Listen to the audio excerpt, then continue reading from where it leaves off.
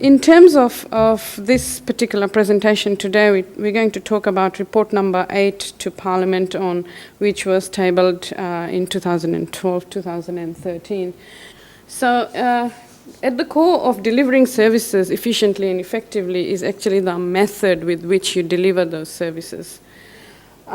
We looked at some research, and overall you find that there is a strong and growing demand for online public sector services. And we looked at the Australian Government QAO survey, and those results also showed that the customers are actually looking for more interaction with government in obtaining information, providing information, paying their bills, receiving money, all of those things. They're really wanting to do that online. It is not only cheaper for government to provide the services online, it is also cheaper for customers to transact online as well. So, there is no queuing, and if the technology works, there is no waiting either. So people really are wanting to get into this space. They don't want to get out there and take a number at the counter and wait to be served. So based on that, we established our audit, and the three main questions we had in our audit was, are our public sector services available and accessible online? So that was the first question. The second one was, do we have the technology to deliver the services online in the way that customers are asking for it today? And the third question was, the online services that we are providing, are these cost effective? The agencies we examined were 5 of them. Brisbane City Council. We also looked at Smart Services Queensland, mainly because they are the central provider for services within government, not only online but also counter services and the rest of it. But our scope of the audit was only online service delivery. We looked at Department of Transport and Main Roads as well, and that was mainly because they have a fairly big online presence, not in terms of the number of services, but the volume of services that they provide, the volume that's involved in the type of service. So, for example, car registration, there's a lot of people that can log in online to obtain that service. And as soon as we started planning the audit, we very quickly found out that the TESB are the ones that are having a large involvement in the government to business type of transaction. So we included them in our audit as well. And Office of State Revenue, obviously, is all of the revenue that's coming into government, whether we are providing efficient methods with which people can pay their taxes, if you like. For all of the other departments, we surveyed the departments to ask them what their current level of services were that were offered online. We received some mixed reactions in terms of whether the departments were able to provide us with an inventory of services or a catalogue of services that each agency is delivering either to business or to the citizens. Conclusions? At that time, our conclusion was that the public sector is not meeting the increasing customer expectations of services being delivered online. So services can be delivered through the desktop of the customers, but these days, wouldn't it be nice to be able to pay your payroll tax while you're waiting for the flight that has been delayed at the airport? It's those sorts of things that I don't think we were up to at that point in time. And the key reason we found was a lack of strategic leadership and central coordination at the whole of government level, and also failure to update technology. So a lot of the entities that we were looking at did not have up-to-date and current technology environment that will enable the types of services that you'd want to have available online. There's some easy services to make online, but then the more difficult ones are where you actually need the customers to validate their authentication to say, I am who I am, and now I can transact with government for those more complex type of services. Those were things that were not handled at that time because we didn't have authentication services available for the Queensland government. And in terms of cost effectiveness, we found that TMR was the only agency that recorded the cost of each service per channel. So if they were delivering motor vehicle registration, how much was it costing through online, how much was it costing over the counter, how much was it costing through the telephone, credit card payment, things like that.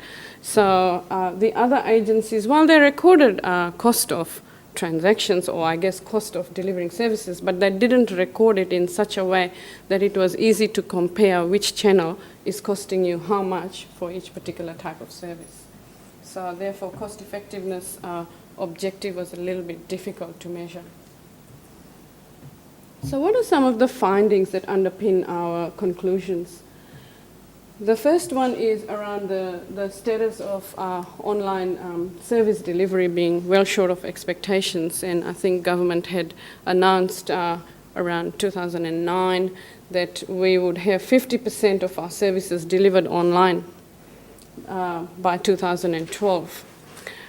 When we went out to do the measure, it was a little difficult to measure how many percentage of services were being delivered online, because we didn't really have the baseline. So the best baseline we had was one that One Stop Shop program was developing, and that was in its initial stages of being developed, and it was in draft form, it wasn't complete. So we could say that only 18% of services are being delivered online, or we could say 30% of services are being delivered online. We could say certainly that 50% of services were not being delivered online. However, to come up with that percentage, we really needed to have some good data, and we didn't have the data at the time. We also found that service delivery across the public sector was not well coordinated. So Agency A will decide that they are going to have the baby capsules to be purchased for ambulances online. Well, that was really easy for ambulance to then give it to SSQ to have it delivered online. Whereas if it was a little bit difficult, whether the agencies really thought about, what is the best channel strategy for me to develop this particular, to deliver this particular service. And also the technology capability, it wasn't sufficient to support the growth of the online channel. And we also looked at the security of information that was collected through the online services. This is only online services, so we didn't look at security of information collected over the counter. It was only through the online channel. And we found that largely the ones that needed to be PCI DSS compliant in terms of banking data, those were compliant through the online services channel. However, there was some personal information that some agencies were collecting, or I think 2 of the agencies were collecting, that in those areas there needed to be a little bit more improvement. And cost data, we did not find that anyone was really using the cost data to manage their channels, to say, it is costing me 80 cents to deliver this service online, and it's costing me $9 to deliver this service over the counter. Let's have a look at how we can use this information to now migrate some of our customers to the cheaper channels. Maybe not all of them want to go to other channels, but where there was no active monitoring of those channels and actively agencies saying, come on, Mayus, I think you can do a direct debit for your motor vehicle registration, and I might have just done it. So we definitely thought that there needs to be aligning of the current service delivery options with the customer needs. So if the customers are crying out for services to be delivered online, let's think about how we can do that and what are the best methods of doing it. At that time, the One Stop Shop program was developing a channel strategy, so we wanted to make sure that some of these things were included in the channel strategy that was being developed. And also increasing the number of services being available online, and actively moving customers to the preferred channels, either preferred channels of yours or preferred channels of the customers as well. We also thought that within the One-Stop Shop, we need to have a benefits realization plan and a risk mitigation plan for each department. So if the agencies even buy just coming up with an inventory of services, if they have made some improvements in their services, then those are the benefits that should start to be recorded at that point in time. It's far too often we find that people are waiting for the whole system to be implemented before they start measuring the benefits. But the benefits actually start when you start looking at your processes, because that's where you're actually improving the efficiency of your processes in any case. Also, we thought performance indicators to measure the success of the online channels for the customers. So some of the agencies had really good customer satisfaction processes in place to measure the customer satisfaction, and Bitesby was one of them. I might add that their area is small, so it is easier to do it, and also it is easier to get information out of business. Their cry are pretty loud anyway. If they're not getting things quickly, they're not able to do things quickly, if it is actually costing them to transact with the government, then they really let you know. So it was a little bit easier for them to do it, but they did a really good job of it.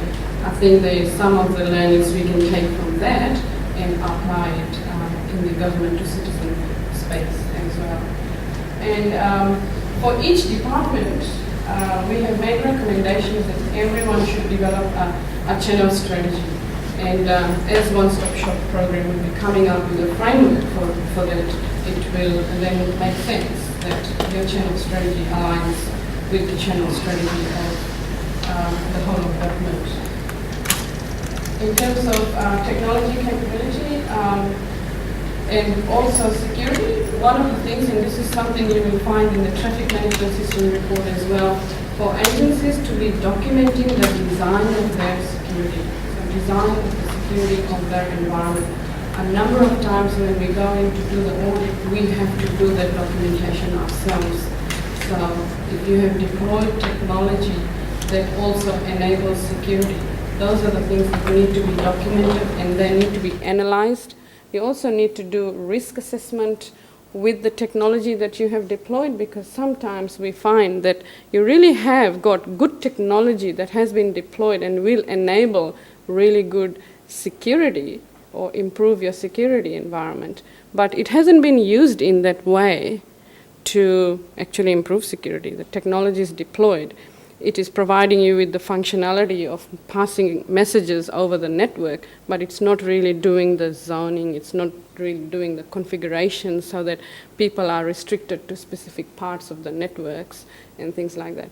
So once you have your document, then it really allows you to be able to do your risk assessment, and then based on the risks you can either implement controls or you don't implement controls, because that really depends on the way you manage your risks.